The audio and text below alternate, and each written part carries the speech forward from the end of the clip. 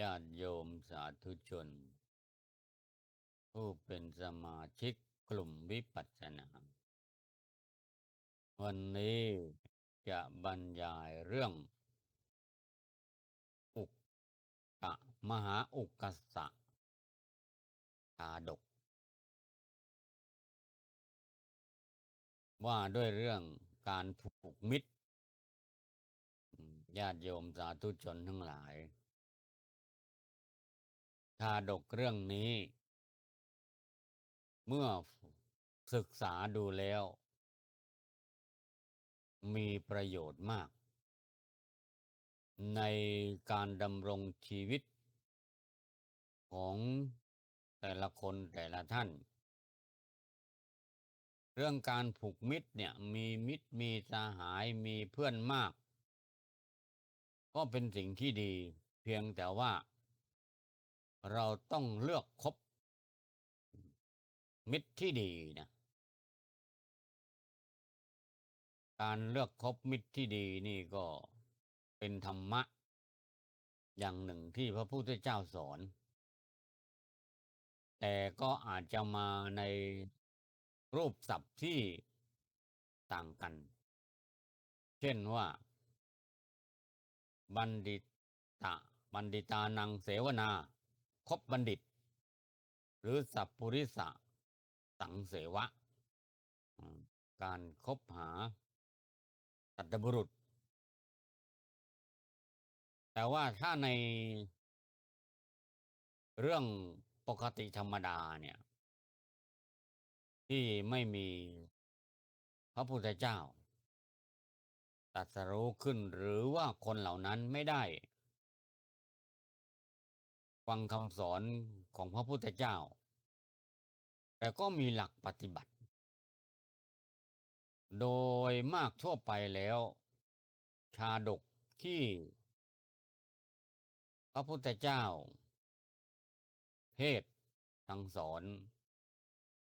หลายๆอย่างเนี่ยก็ส่วนมากก็จะตั้งชื่อโดยที่อ้างอิงตถาคตคำว่าตถาคต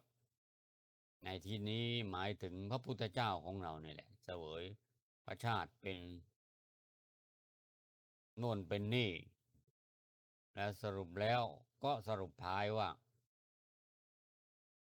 คนนั้นคนนี้ก็คือเราตถาคตแต่ว่าในเรื่องเนี้ยการตั้งชื่อสูตรไม่ได้ตั้งชื่อซึ่งเป็นพระพุทธเจ้าโดยตรงแต่ไปตั้งชื่อบุคคลคนหนึ่งซึ่งมีบทบาทในบรรดาวีรกรรมที่สร้างไว้ในครั้งเนี้ยก็ดูว่าพญานกนกออกเขาแปลว่านกออกนกออกเนี่ยเราก็ยังสงสัยว่านกออกคือนกอะไรเขาก็อธิบายว่านกออกคือนกเหยี่ยวหรือนกอินทรีทะเลนกอินทรีก็มีหลายกลุ่มถ้านกอินทรีภูเขาก็จะมีสีน้ำตาลส่วนนกอินทรีทะเลก็จะมีท้องขาวลักษณะเขาบรรยายว่าเป็นนกอินทรีท้องขาวซึ่งก็น่าจะเป็นไปได้แต่ว่าในที่นี้เขาอธิบายว่าเป็นนกเหยี่ยวดำก็ไม่ใช่นกอินทรีถ้านกอินทรีก็ต้องอยู่ในทะเลแต่ในป่าก็มีนะนกอินทรีก็มีทั่วไปแหละแต่ในที่นี้เขาใช้ชื่อว่านกออกก็พึงรู้ว่านกออกคือนกเหยี่ยวดำส ร้างวีรกรรมคือกลุ่มนี้จะมีส่วนมากก็จะเป็นนก แล้วก็มีคนร่วมด้วย อ้างอิงพระไตรปิฎก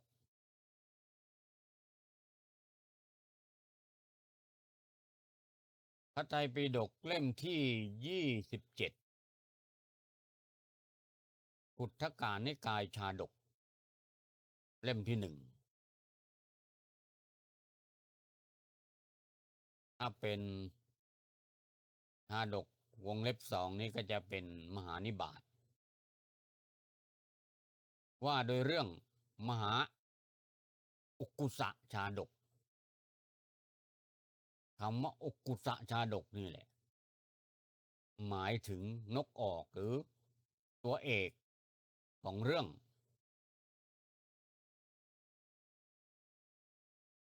เพราะว่าในวีรกรรมครั้งเนี้ยนกออกดูเหมือนจะดูแล้วมีความจริงใจมากที่สุดนะในบรรดามิตรสหายเนี่ย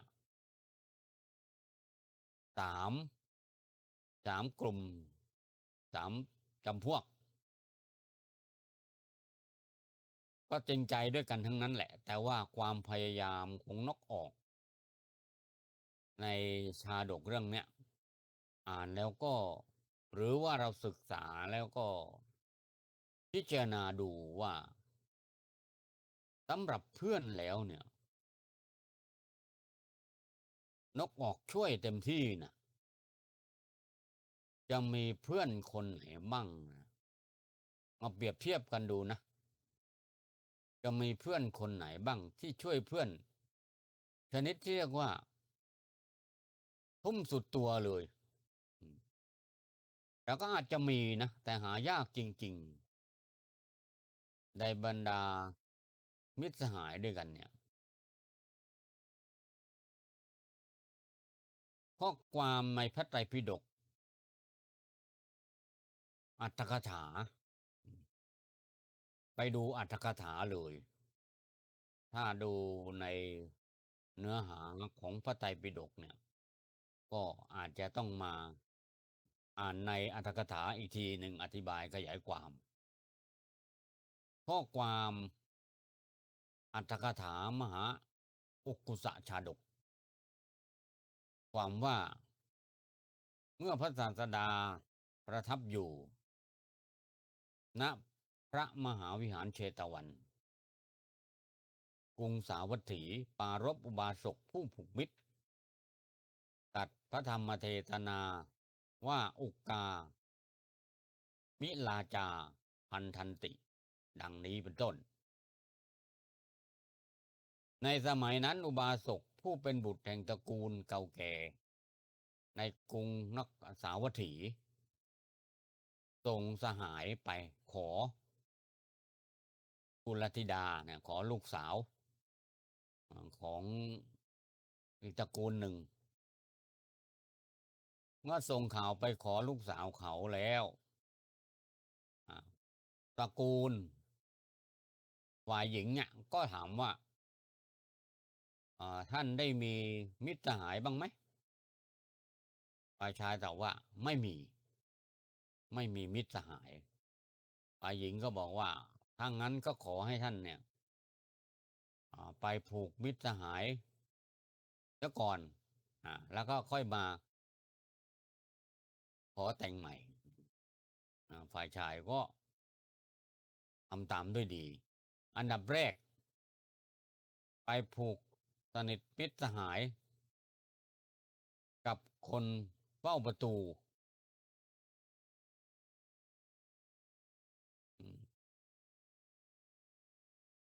เสร็จแล้วก็ไปทำความคุ้นเคยกับอิสรชนคนคุ้มกันก่อนนะคนเฝ้าประตูแล้วก็ไปหน่วยคุ้มกันไปตีสนิทเนี่ยพูดง่ายๆไปตีสนิทไปทำความรู้จัก อันดับแรกคนเฝ้าประตูอันดับที่สองหน่วยคุ้มกันอันดับที่สามอิสรชนมหาอมาตย์อันดับที่สี่ท่านเสนาบดีแล้วก็เลื่อนขึ้นไปเป็นปฏิสนิทกับมหาอุปราชเลื่อนขึ้นไปก็ไปสนิทกับพระราชาการที่จะไปเข้าใกล้ หรือว่าไปมีความคุ้นเคยกับพระราชาเนี่ยก็ต้องมีเป้าหมายเหมือนกันนะก็เป็นอันว่าไปถูกมิตรไมตรีกับคนใหญ่คนโตสำเร็จแล้วก็ส่งข่าวไปอีกครั้งหนึ่งกับพระก็มีนะทำความรู้จักคุ้นเคยกับ80 องค์คุ้นเคยกับพระอานนท์เถระคุ้นเคยกับพระพุทธเจ้าแสดงว่าท่านนี้นี่ไม่ธรรมดาเลยทีเดียวเดิมแรกไม่มีมิตรสหายไม่คุ้นเคยกับใครแต่ว่าตระกูลฝ่ายหญิงเขาแนะนำมาบอกว่าขอให้มีเพื่อนซะก่อนก็เลยไปทำตามเมื่อได้มิตรสหายมีคนเจ้านายมีพระมีอะไรครบแล้วก็ปรากฏชื่อว่ามิตรคันธกะแปลว่าเป็นผูกมิตรเป็นคนผูกมิตรไมตรีกับคนรอบด้านเมื่อผูกมิตรไมตรีเสร็จเรียบร้อยก็ไปขอสาวแต่งงานสาวก็ยอมรับทำการพิธีแต่งงานในวันพิธีแต่งงานเนี่ยก็มีของขวัญของกำนันส่งมาจากที่ต่างๆนะมีทั้งพ่อค้าประชาชนมีทั้งอมาตย์มีทั้งของพระราชาด้วยนะของพระราชาก็พระราชาส่งบรรณาการมาให้แก่เขาคือของขวัญพระราชาก็ส่งของขวัญมาให้คู่บ่าวสาวนี่แสดงว่าการที่จะแต่งงานก็มีคนใหญ่คนโตส่งของขวัญมานี่ก็แสดงว่ามีหน้ามีตาแล้วก็มีมาตั้งแต่สมัยพระพุทธเจ้าแล้วปัจจุบันนี้ก็มีนะถ้าของขวัญที่มาจากคนใหญ่คนโตอย่างนายกรัฐมนตรีอะไรนี่ก็โอ้เป็นที่เชิดหน้าชูตาแก่ฝ่ายภรรยาแล้วก็เช่นเดียวกัน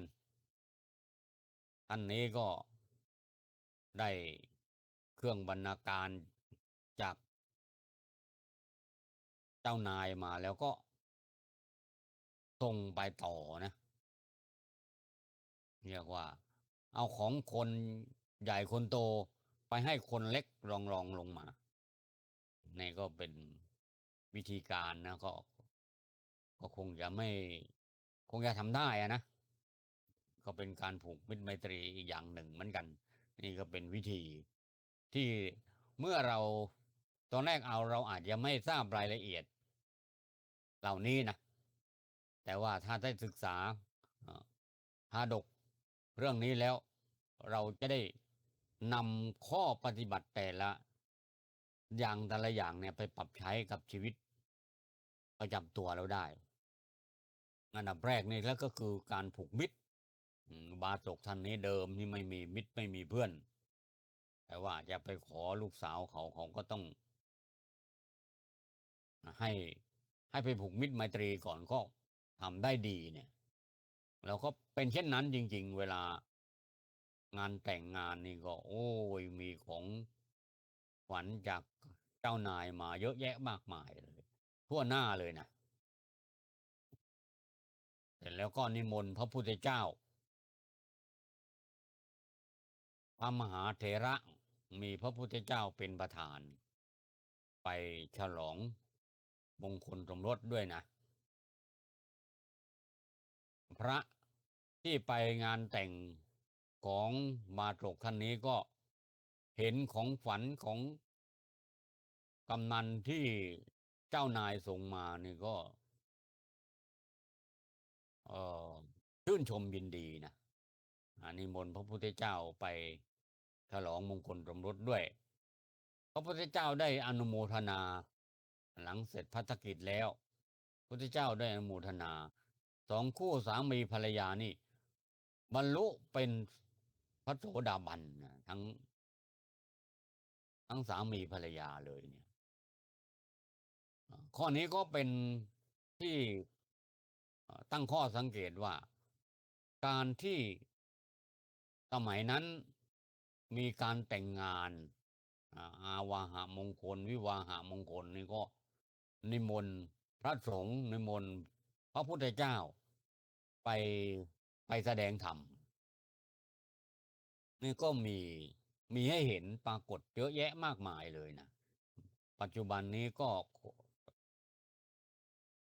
แทบว่าจะขาดกันไม่ได้เลยสำหรับผู้ที่นับถือพระพุทธศาสนาเวลามีงานแต่งเนี่ยก็จะต้องนิมนต์พระไปเจริญพระพุทธมนต์แล้วก็ไปประกอบพิธีมีสวมมงคลอะไรต่ออะไรแล้วพระท่านก็จะได้ให้โอวาทคู่บ่าวสาวอันนี้ก็เรียกว่าเราก็สามารถรักษารูปแบบในพุทธกาลไว้ได้อย่างดีทีเดียวเพียงแต่ว่าสมัยนี้ไม่มีพระพุทธเจ้าเท่านั้นเองแต่ก็อาศัยพระเถระรูปใดรูปหนึ่งหรือว่าบางทีพระเถระก็มอบหมายให้องค์อื่นที่ว่ามีความรู้แสดงธรรมให้โอวาทแก่คู่บ่าวสาวก็มีพอกลับมาถึงวัดภิกษุก็สนทนาธรรมกันในโรงธรรมสภาว่าอุบาสกชื่อว่ามิตรคันธะเนี่ยอาศัยภรรยาของตนเชื่อฟังคำแนะนำของภรรยาจึงได้ไปผูกมิตรไมตรีกับคนเป็นจำนวนมากแล้วก็ได้สมบัติ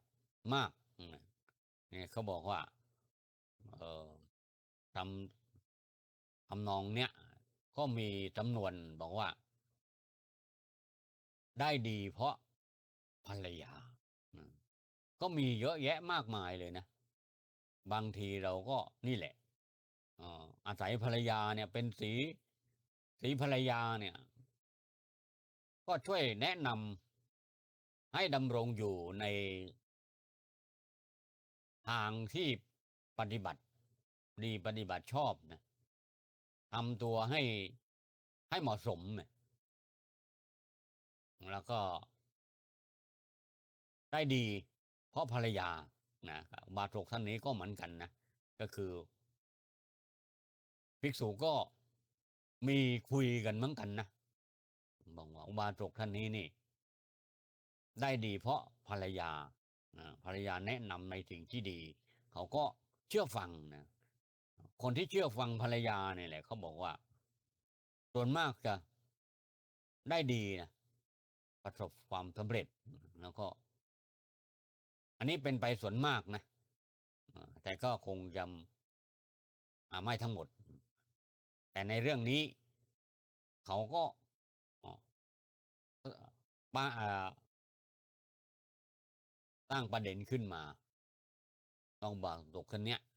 ได้ดีเพราะภรรยาแนะนำพระพุทธเจ้าเสด็จมาในที่สนทนาธรรมนั้นตรัสถามว่าภิกษุทั้งหลายเธอสนทนาด้วยเรื่องอะไรกันหนอภิกษุก็กราบทูลว่าได้เรื่องที่นี้พระเจ้าค่ะบาศกที่ไปงานแต่งวันเนี้ยเขาเชื่อฟังภรรยาเขาจึงได้ดีประสบความสำเร็จถึงยศใหญ่พระพุทธเจ้าตรัสว่าภิกษุทั้งหลาย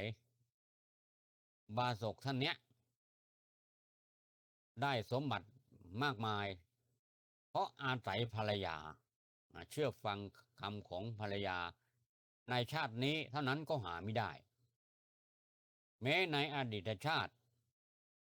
เขาก็เชื่อฟังภรรยา เขาก็ประสบความสำเร็จสามารถที่จะรอดพ้นจากความทุกข์โศกได้เรียกว่าผ่านพ้นวิกฤตการณ์มาได้ เพราะอาศัยเชื่อฟังคำของภรรยาเหมือนกันภิกษุก็สงสัยกราบทูลว่ากราบทูลถามว่าในการไรพระเจ้าค่ะพระพุทธเจ้าก็ตรัสว่าอยากฟังหรืออยากฟังพระเจ้าค่ะพระพุทธเจ้าได้นำอดีตนิทานในอดีตการเรื่องของอุบาสกสามีภรรยาคู่เนี้ยในอดีตการครั้งหนึ่งพระเจ้าพรหมทัตเสวยราชสมบัติในนครพาราณสีชาวปัตตชนบทนั้นก็ไปเป็นผ่านล่าเนื้อเข้าป่าล่าเนื้อไปก็ได้เนื้อมาก็มาเลี้ยงชีวิตนี่ก็พูดถึงกลุ่มหนึ่งนะคนกลุ่มหนึ่งคือในพรานล่าเนื้อนี่แหละก็มีคนกลุ่มหนึ่งก็เข้าไปล่าเนื้อในป่าเหมือนกันแต่แล้วก็ในบ้านนั้นน่ะก็มีสระใหญ่อยู่สระหนึ่งคนกลุ่มเนี้ยก็เข้าไปล่าสัตว์ในป่าวันนั้นไม่ได้อะไรเลยมันก็มีเหมือนกันนะในพรานเนี่ยเข้าไปล่าสัตว์ในป่าเนี่ยก็ไม่ได้เก้งได้กวางไม่ได้ปลาได้อะไรมาสักเลยตัวเดียวก็กลุ่มใหญ่นะกลุ่มใหญ่ในที่นี้ก็ประมาณน่าจะประมาณสัก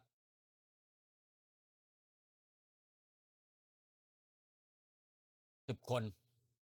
10 คนหรือสิบกว่าคนอะไรประมาณเนี่ยก็ต้องไปกันเยอะๆปรากฏว่าวันนั้นไม่ได้ไม่ได้ปลาอะไรอันนี้เขาจะกล่าวถึงว่ามีสระใหญ่อยู่สระหนึ่งมีที่สระเนี่ยด้านทิศใต้ของสระมีนกเหยี่ยวนกเหยี่ยวอยู่ตัวหนึ่งแล้วก็ด้านทิศตะวันตกก็มีนกเหยี่ยวนางนกก็ยังไม่มีคู่เหมือนกันก็คงจะนกเหยี่ยวตัวผู้ก็ไปเกี่ยวพาราสีนกเหยี่ยวตัวเมียก็ขอแต่งงาน นกเหยี่ยวตัวเมียนี่ก็ถามว่าท่านได้มีมิตรสหายบ้างไหมก็บอกว่าไม่มีก็มีการต่อรองกันเหมือนกันนะไม่ใช่ว่านกเหยี่ยวนี่ก็จะไปเกี่ยวพาราสีขอแต่งงานนกเหยี่ยวตัวเมียก็ถามว่าท่านมีมิตรสหายบ้างไหมก็บอกว่าไม่มีถ้างั้นท่านยังไปหามิตรสหายมาผูกมิตรไมตรีมาก่อนก็ให้เวลาแต่แล้วนกเหยี่ยวก็ถามนะว่าแล้วจะให้เราไปผูกมิตรกับใครนะก็แนะนำนกเหยี่ยวตัวเมียนี่ฉลาดนะฉลาดจริงๆสมกับที่เป็นที่พึ่งของสามีจริงๆก็เลยบอกว่ามีนกออกนกออกอยู่นกออกนี่ก็มีรูปนกออกมาให้ดูประกอบนกออกอยู่ทางทิศตะวันออกให้ไปคบกับเขาไปผูกส นิทมิตรสหายกับนกออก ส่วนด้านเหนือมีพญาราชสีห์อยู่ก็ให้ไปผูกมิตรกับเขา กลางสระที่มีเกาะอยู่กลางสระมีเต่าตัวใหญ่อยู่ที่ในสระนั้นเต่านี่ก็เป็นสัตว์ครึ่งน้ำครึ่งบก บางทีมันก็ขึ้นมาอยู่บนบก บางทีมันก็อยู่ในน้ำแต่เต่าตัวนี้ตัวใหญ่มาก ก็แนะนำให้เหยี่ยวตัวผู้เนี่ยไปผูกมิตรไมตรีกับหนึ่งนกออกอยู่ทิศตะวันออกทิศเหนือมีพญาราชสีห์แล้วก็เต่าอยู่กลางสระนกเหยี่ยวตัวนี้ก็ไปทำตามนั้น ไปผูกสมิตรไมตรีเป็นหายคุ้นเคยกันเสร็จแล้วก็มาขอแต่งงานกับนกเหยี่ยว ก็ตกลงก็แต่งงานกัน อยู่ต่อมาก็มีลูก2 ตัวอยู่ในรัง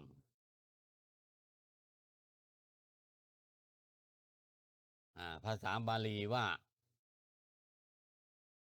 ตถาเสโนเสนิงภริยาเมโหติติวัฏตินี่เป็นคำขอแต่งงานของนกนะ ก็คือที่อ้างเอามาให้ดูนี่ก็เพื่อจะเห็นวิถีชีวิตความเป็นไปของนกเหยี่ยว ตัวผู้กับตัวเมีย เวลาเขาขอแต่งงานเขาก็ใช้สำนวนบาลีว่าภริยาเมโหติติวัฏติขอแต่งงานเป็นประโยคที่ขอแต่งงาน นางเหยี่ยวก็ตกลงแต่งงานอยู่ด้วยกัน มีลูก2 ตัว อยู่บนต้นกระทุ่มที่อยู่เกาะกลางสระที่เกิดเองสระนี่ก็คงจะเป็นสระที่มีน้ำตื้นๆแล้วก็มีต้นกระทุ่มต้นใหญ่อยู่กลางเกาะเนี่ย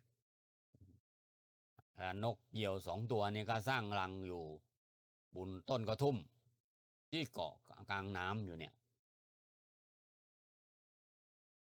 มีลูก2 ตัว อยู่มากลุ่มเนี้ยในพรานเนี่ยลุทธาภาษาบาลีเขาว่าลุทธาคือพรานล่าเนื้อล่าทุกอย่างแหละวันนั้นไม่ได้อะไรเลย ก็เลยมาติดเกาะอยู่กลางน้ำเนี่ย มืดแล้วจะกลับก็ยังไม่ได้อะไรเลย ก็เลยไม่อยากจะกลับมากล่าวว่ายังไงก็ต้องให้ได้อะไรสักอย่างหนึ่งเนี่ยก็เลย มืดกลางคืนก็ไปพักอยู่เกาะกลางน้ำเหตุผลที่ไปพักเกาะกลางน้ำนี่ก็อาจจะป้องกันสัตว์ร้ายอะไรบางอย่างนะเขาคงจะมีที่นี่ที่เดียวที่มันน่าพักค้างคืนนะก็เลยไปพักอยู่ใต้ต้นกระทุ่มพอตกกลางคืนก็โอ้โหแน่นอนเลยอยู่เกาะกลางน้ำนี่ก็ยุงเยอะเรียกว่าเป็นดงยุงเลยทีเดียวพอยุงกัดหนักๆเข้าก็ก่อกองไฟเพื่อจะไล่ยุงพอก่อกองไฟควันมันก็ขึ้นไปรมรังนกที่อยู่บนต้นกระทุ่มเนี่ยลูกนกเหยี่ยวเนี่ย2 ตัวเนี่ยก็ร้องส่งเสียงร้อง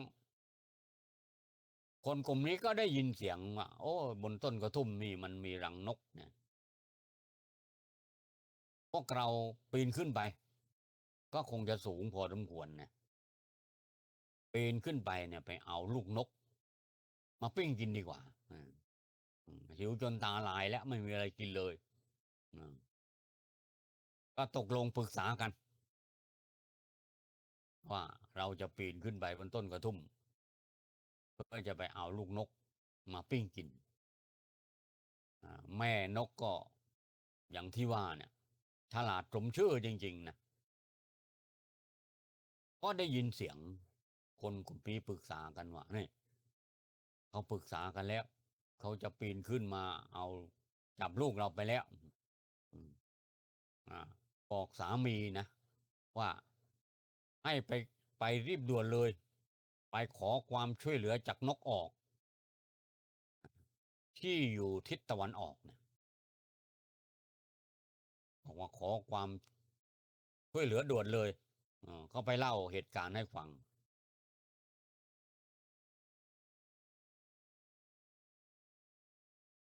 นก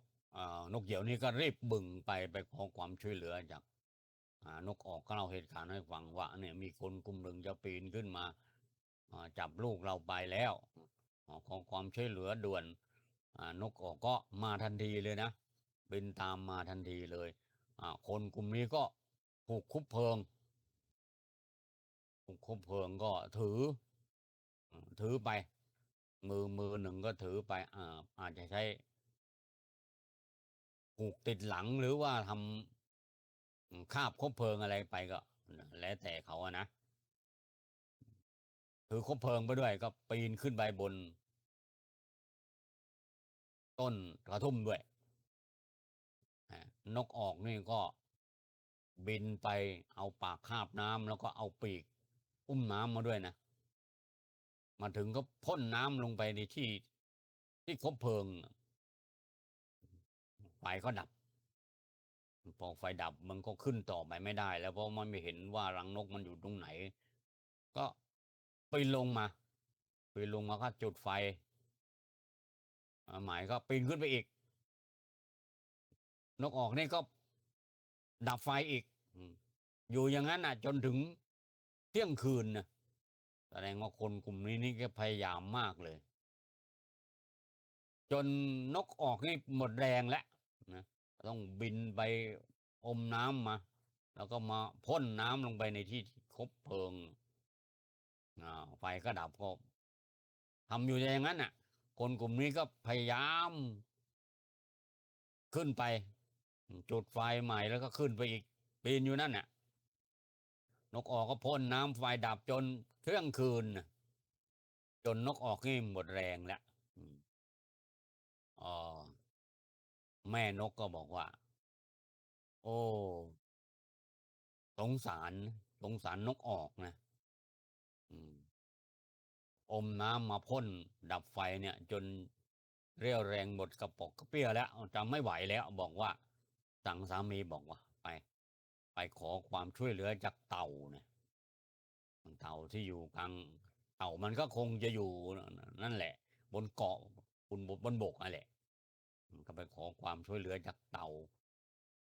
ด่วนเลยบอกว่าเนี่ยช่วยนกออกหน่อยนกออกนี่จะแย่แล้วดับไฟมาตั้งแต่หัวค่ำตอนนี้จะเที่ยงคืนแล้วจะไม่ไหวแล้วช่วยด้วยนะช่วยนกออกด้วยนะก็เล่าเหตุการณ์ให้ฟังเต่าก็ไปเดี๋ยวเราจะช่วยเองก็มีลูกเต่าบอกพ่อไม่ต้องไปหรอกเดี๋ยวฉันจะไปเองพ่อเต่าก็บอกว่าเจ้ายังตัวเล็กอยู่ยังไม่สามารถที่จะรับมือกับคนพวกนี้ได้หรอกเดี๋ยวพ่อไปเองก็น่าชื่นชมลูกเต่านะว่าพอมีเรื่องมีราวก็ไม่ใช่ปล่อยป่าละเลยนะพยายามจะทำหน้าที่แทนพ่อนะบอกพ่อมันต้องไปหรอกเดี๋ยวฉันไปเองพ่อก็บอกว่าเจ้ายังมีประสบการณ์น้อยยังไม่พอรับมือกับคนพวกนี้ไม่ไหวหรอกพ่อไปเองเจ้าลงน้ำไปเลยนะจะให้พวกเขาเห็นนะลูกก็เชื่อฟังรีบลงน้ำไปเลยเดี๋ยวพ่อเต่ามาแล้วพ่อเต่ามาก็ ไปเอาตะไคร่น้ำมาดำลงไปในน้ำก็ไปลากเอาตะไคร่น้ำเอาโคลนมาขึ้นมาก็ไปปีนเข้าไปบนกองไฟเนี่ยไฟดับหมดเลยคนกลุ่มเนี้ยเขาจุดไฟกันผมไฟเป็นกองเนี่ยเต่าตัวใหญ่มาก็เอาตะไคร่น้ำขึ้นมาด้วยเอาโคลนมาด้วยแล้วปีนขึ้นไปบนกองไฟเนี่ยไฟดับหมดเลยคนกลุ่มนี้ก็น้อยแน่เต่านี่หาเรื่องซะแล้วพวกเราจับเต่ากันนี่แหละย่างเต่ากินกันดีกว่าเต่านี่อยู่ดีไม่ว่าดีหาเรื่องซะแล้วขึ้นมาหาเรื่องกับพวกเรามาดับไฟพวกเราจับช่วยกันจับเต่าหงายท้องขึ้นต้องจับเต่าหงายท้องขึ้นก่อนนะถ้าไม่งั้นนี่เต่ามันก็จะเดินหนีไปต้องช่วยกันจับเต่าหงายท้องให้เต่ามันหนีไม่ได้ปรากฏว่าเต่ามันตัวใหญ่มากคนกลุ่มนี้ไม่สามารถที่จะพลิกเต่าให้หงายท้องได้พอชักกระเยาะกันไปชักกระเยาะกันมาพยายามอยู่นั่นน่ะพยายามพลิกเต่าให้หงายท้องเต่าก็เดินลงน้ำก็คนพวกนี้ก็เอาเชือกผูกนะเชือกผูกเต่าช่วยกันดึงช่วยกันรั้งก็มาอยู่เต่ามีแรงมากก็เต่าตัวใหญ่ก็ดึงคนพวกนั้นลงไปในน้ำด้วยก็ลึกลงไปเรื่อยน้ำก็ลึกลงไปเรื่อยลึกลงไปเรื่อยคนพวกนั้นก็จมน้ำกันป๋อมแปมเลยผ้าผ่อนหลุดลุ่ยหมดไม่เหลือหนาวก็หนาวเที่ยงคืนแล้วนี่เที่ยงคืนกว่าแล้วมันก็ลากเอาคนพวกนั้นลงน้ำไปน้ำก็ลึกลงไปเรื่อยเรื่อยผ้าหลุดมันไม่มือผ้าหนาวก็หนาวรีบพวกเราไม่ไหวแล้วเดี๋ยวจะจมน้ำตายกันหมดก็ปล่อยเต่าปล่อยก็ขึ้นมาหนาวสั่นอยู่ข้างบนปรากฏว่าแหมแค้นใจนักโดนเต่าเล่นงานเนี่ยอันดับแรกนี่ก็มีนกออกเอาอมน้ำมาดับไฟอยู่ต่อมาก็เต่าตัวใหญ่ก็มาดับไฟพวกเราพยายามอยู่งั้นจนพระอาทิตย์ขึ้นพระอาทิตย์ขึ้นแล้วเอาละเห็นตัวละเห็นตัวแล้วเอาคันนี้ก่อไฟกันใหม่ก่อไฟกันใหม่นี่คราวนี้ไม่ต้องเอาคบเพลิงขึ้นไปแล้วแสดงว่านกออกก็ช่วยไม่ได้แล้วเนี่ยเพราะว่าพระอาทิตย์ขึ้นแล้วฟ้าแจ้งจังปางแล้วนี่ก็จะปีนขึ้นไปเอาลูกนกมาย่างกินจนได้นะแม่นกก็บอกว่าให้ให้สามีเนี่ยไปขอความช่วยเหลือจากพระราชสีห์ที่อยู่ทางด้านทิศเหนือด่วนเลยอืมไปแต่เช้าเลยนะเหยี่ยวก็ไปขอความช่วยเหลือจากพญาราชสีห์เขาไปเล่าให้ฟังอ้าวเหยี่ยวมาอะไรแต่เช้าเลยบอกว่าเนี่ยก็นี่ก็เล่าให้ฟังว่านกออกเขาพยายามช่วยทั้งคืนเต่าก็ช่วยเนี่ยคนวันนั้นก็ไม่ยอมไปจะปีนขึ้นไปจับลูกเราให้ได้นี่พญาราชสีห์ก็บอกอ๋อได้เดี๋ยวเราไปจัดการพวกนั้นเองพญาราชสีห์ก็บิงบึงมาเลยนะลุยน้ำมาเลยลุยน้ำมันเป็นน้ำตื้นๆนะพญาราชสีห์ก็วิ่งหน้าตั้งมาเลยนะลุยน้ำมาเลยคนกลุ่มนี้พอเห็นพญาราชสีห์วิ่งมาแต่ไกลนั่นน่ะโอ้โหไม่ไม่ไม่รอช้าแล้วต่างคนก็วิ่งกันเปิดแนบหนีเอาตัวรอดไว้ก่อนละนะอ่าเจอพญาราชสีห์นี่คนกลุ่มนี้นี่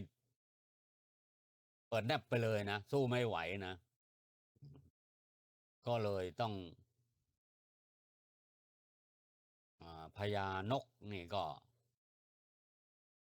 รอดตัวไปนะก็รอด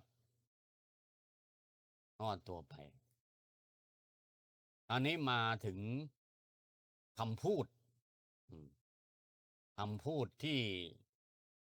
นี่เป็นภาษาบาลีเลยนะคำพูดที่ไปบอกอันดับแรกนี่พญานกออกไปบอกกับพญานกออกว่า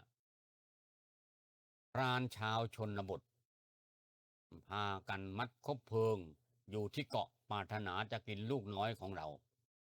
ข้าแต่พญาเหยี่ยวท่านจงบอกมิตรสหายแจ้งความวินาศแห่งหมู่ญาตินี่เป็นให้ไปบอกให้พญานกออกมาช่วยเสร็จแล้วก็เนี่ยทั้งพญานกลูกนกนี่ก็รอดชีวิตไปได้สรุปประชุมชาดก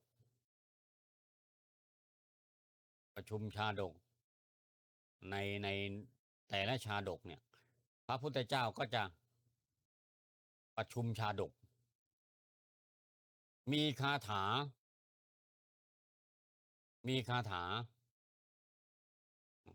หนึ่งที่น่าสนใจข้อความว่า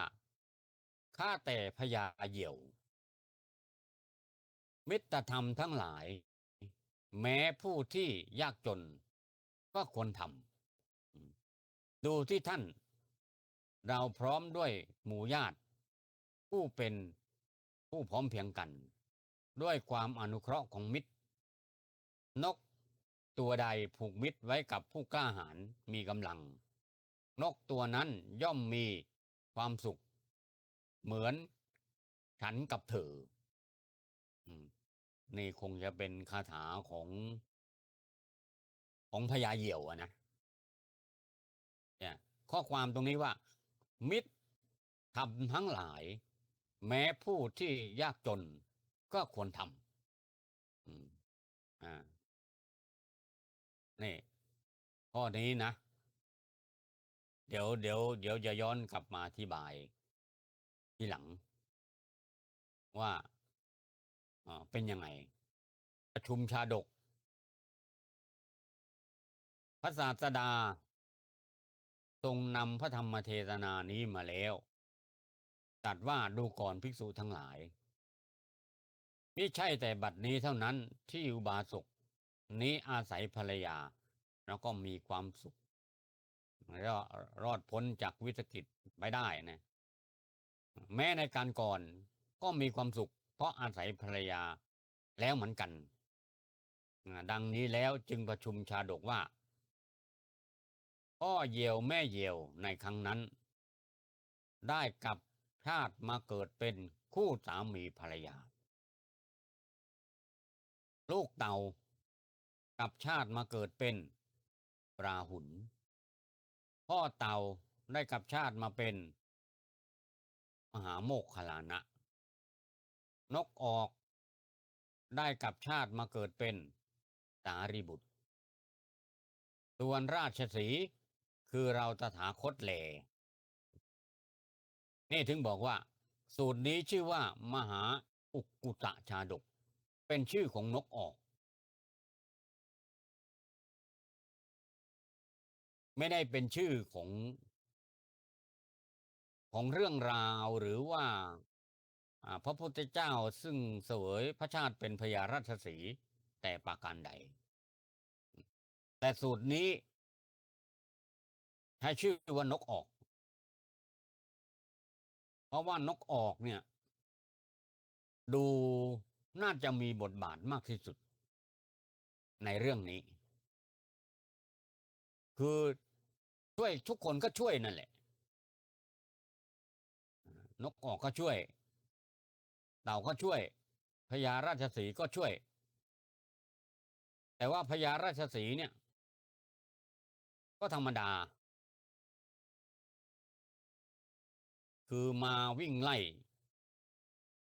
วิ่งมาก็วิ่งหน้าตั้งมาคนพวกนี้ก็เปิดหนีแนบไปแล้ว ก็คือช่วยนั่นแหละ แต่ก็วิ่งมาเฉยๆแค่วิ่งมาคนกลุ่มนี้ก็หนีไปแล้ว ส่วนเต่านี่ก็เสี่ยงชีวิตเหมือนกันนะการที่ขึ้นไปลุยไปดับกองไฟเขาน่ะ ก็เสี่ยงชีวิตเหมือนกัน ก็เคยเกิดคนกลุ่มนี้จับเต่าได้อืมผูกมัดไว้กับต้นกระทุ่มนะเต่าตัวนี้ก็อาจจะถึงกับสิ้นชีวิตเหมือนกันนะแต่ก็ด้วยความฉลาดของเต่าก็สามารถที่จะ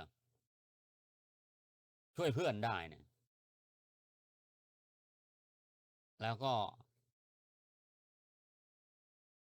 มีพญานกออกส่วนนกออกนี่ดูจะอ๋อจริงใจนะพูดถึงเรื่องจริงใจเนี่ยคนที่มีความจริงใจกับเพื่อนช่วยเพื่อนชนิดที่เรียกว่าสุดกำลังเลยก็คือไปอมน้ำมาดับไฟพยายามนะจนหมดเรี่ยวหมดแรงตาแดงเขาบอกตาแดงแล้วอืมกระปวกกระเปี้ยแล้วก็คือไม่ไหวแล้วอะแล้วก็ต้องชื่นชมแม่นกนะฉลาดมากฉลาดสมชื่อจริงๆนะพอได้ยินคนกลุ่มนั้นว่าจะมาจับลูกเราเนี่ยบอกใช้สามีให้ไปขอความช่วยเหลือจากนกออกนั่นเนี่ยก็คือลำดับขั้นตอนน่ะลำดับขั้นตอนว่าอันดับแรกเนี่ยขอความช่วยเหลือจากนกออกก่อนอืมอืมแล้วก็พญานกออกก็ช่วยเต็มที่แต่แล้วก็ยังไม่พ้นขีดอันตรายอันดับที่สองก็ไปขอความช่วยเหลือจากเต่าอ่าเต่าก็มาช่วยก็ยังไม่พ้นอันดับสุดท้ายเนี่ยขอความช่วยเหลือจากพญาราชสีห์แสดงว่าแม่เหยี่ยวเนี่ยขอความช่วยเหลือจากคนเล็กไปหาคนใหญ่คนเล็กก็คือนกออกช่วยเหลือได้ทันทีก็คือดับไฟที่คบเพลิงที่เขาถือขึ้นไปบนต้นกลุ่มเนี่ยต้นกระทุ่มก็ดับไฟอันนั้นก่อน ดับไฟที่คบเพลิงที่เขาถือขึ้นไปบนต้นไม้ก่อนอันนี้คือเร่งด่วนนะพอดับไฟที่คบเพลิงเสร็จแล้วก็ขึ้นต่อไปไม่ได้แล้วเพราะไฟมันดับแล้วก็ต้องลงมาจุดขึ้นไปใหม่อย่างนี้เป็นต้นแต่แล้วเมื่อนกออกไม่ไหวจึงไปขอความช่วยเหลือจากเต่าเต่าก็มาดับไฟแต่ก็ยังไม่ได้ผลที่สุดต้องขอความช่วยเหลือจากพญาราชสีห์นะนี่สำเร็จแน่นอนก็คือจากเล็กไปหาใหญ่แล้วก็กรณีเร่งด่วนต้องดับไฟทันทีเพราะอย่างนกออกเท่านั้นที่จะดับไฟที่คบเพลิงที่เขาถือขึ้นไปบนต้นไม้เนี่ยนกออกนั้นเนี่ยดับได้เสร็จแล้วก็เต่าก็มาดับไฟที่กองที่อยู่ที่พื้นต้องช่วยอะไรก่อนต้องทำอะไรก่อนนี่คือลำดับขั้นตอนของแม่นกว่าต้องทำอะไรก่อนต้องดับไฟที่ครบถ้าครบเนี่ยที่เขาถือขึ้นไปเนี่ยก่อนเสร็จแล้วก็ไปดับไฟที่อยู่ที่พื้นก็ถ่วงเวลาไว้จนรุ่งสางเนี่ยก็ไปขอความช่วยเหลือจากพระราชสีห์เพราะฉะนั้นคนกลุ่มนี้ต้องเห็นพญาราชสีห์วิ่งมาแต่ไกลถึงวิ่งหนีไปก็คือเจตนา ไม่ให้ใครเป็นอะไรพญาราชสีห์นี่ก็แค่วิ่งมาขู่เฉยๆวิ่งมาขู่ก็คนกลุ่มนี้ก็ต้องเห็นพญาราชสีห์วิ่งมาแต่ไกลถึงจะวิ่งหนีพ้นถ้ามืดเนี่ยเห็นก็ไม่เห็นก็ไม่เห็นพระราชสีห์วิ่งเพราะฉะนั้นก็ธรรมชาติของพญาราชสีห์เนี่ยก็คงจะไม่ไว้ชีวิตคนพวกนี้แน่นอนเลยคนพวกนี้นี่ต้องบาดเจ็บล้มตายแน่นอนพญาราชสีห์นี่เอาจริงนะไม่ปราณีนะเพราะฉะนั้นต้องให้เห็นวิ่งมาแต่ไกลเพื่อจะได้วิ่งหนีทันนี่ก็คือ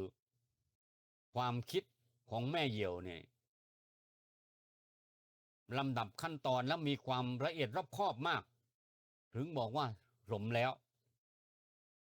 ที่เป็นผู้ฉลาดนะแล้วก็ถึงบอกว่านี่แหละคนที่เชื่อฟังภรรยานะส่วนมากก็จะได้ดีประสบความสำเร็จอย่างนี้เมื่อกี้พูดทิ้งไว้ว่าข้อหนึ่งธรรมะที่เป็นคำพูดของพญานกเกี่ยวบอกว่ามิตรธรรมควรทำแม้ผู้ที่ยากไร้ข้อนี้น่าคิดนะโดยธรรมดาคนสามัญทั่วไปเนี่ยจะคบกับคนที่เสมอกันหรือคนที่สูงกว่าส่วนมากคบคนที่เสมอกันหรือคนที่สูงกว่าแต่ไม่ค่อยจะคบคนที่มีฐานะต่ำต้อยหรือคนยากคนจนนะในที่นี้ในธรรมะข้อนี้เขาบอกว่ามิตรธรรมควรทำแม้ผู้ยากไร้เพราะฉะนั้นคนที่ยากไร้กว่าเราคนที่เขาต่ำต้อยกว่าเราเนี่ยเราก็ควรคบเพราะว่าอะไรเพราะว่าบางทีเนี่ยเราต้องการความช่วยเหลือจากคนหลายกลุ่มบางทีเราขอความช่วยเหลือต้องการความช่วยเหลือจากกลุ่มคนที่สูงกว่าเราบางทีเราต้องการความช่วยเหลือกลุ่มคนที่เสมอกับเราบางคนเราต้องการความช่วยเหลือจากกลุ่มคนที่ต่ำกว่าเราแล้วเขาก็เต็มใจช่วยไม่คิดว่า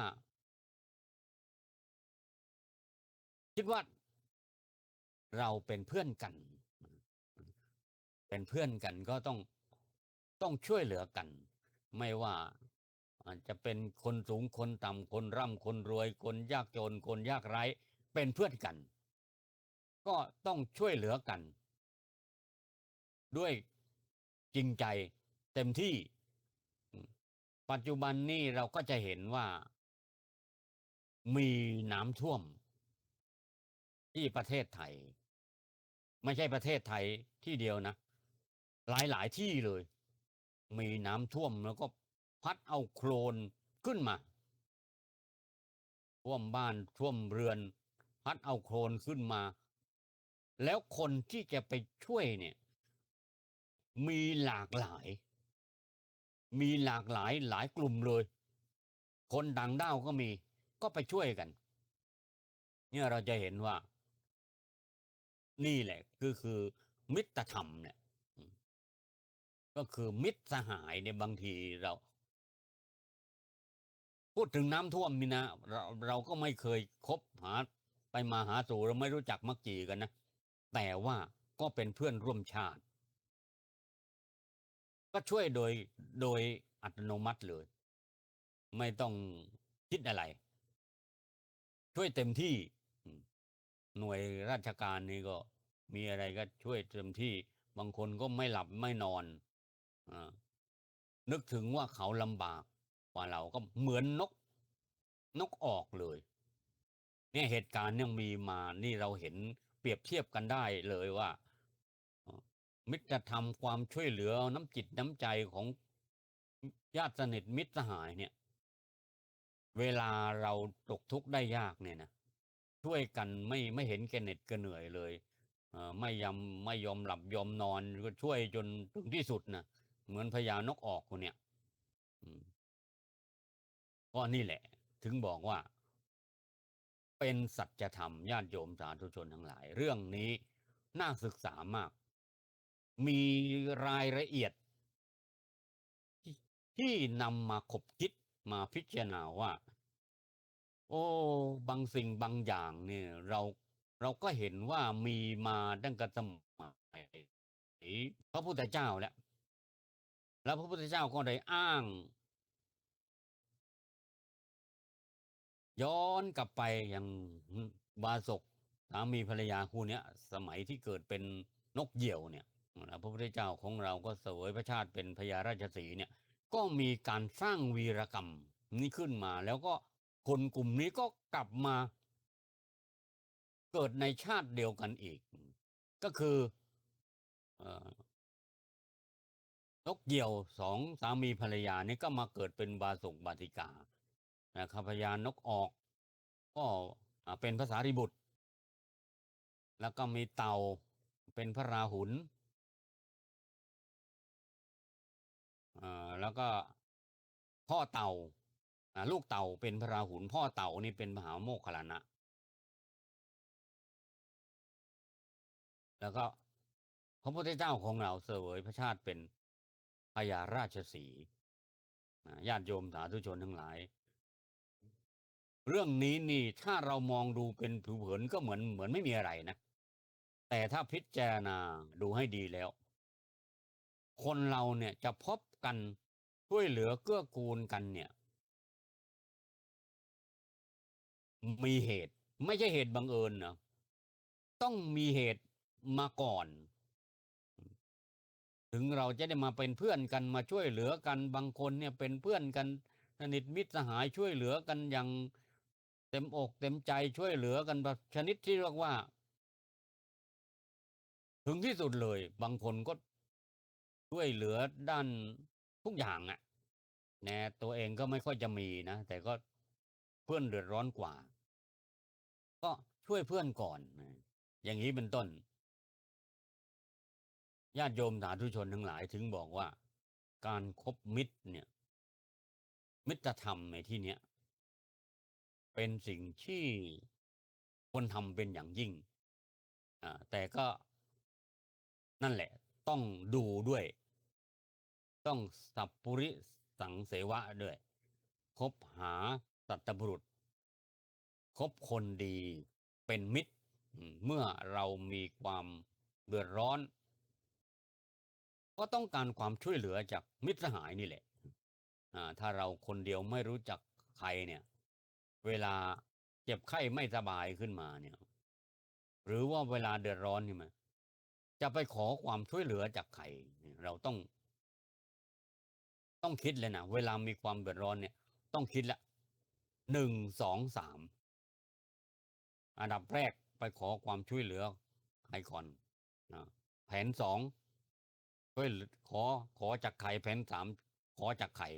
อืมแผน1แผน2แผนสามอืม ชีวิตของคนเราก็เหมือนกันอย่างนี้แหละคนเราอยู่กันก็ต้อง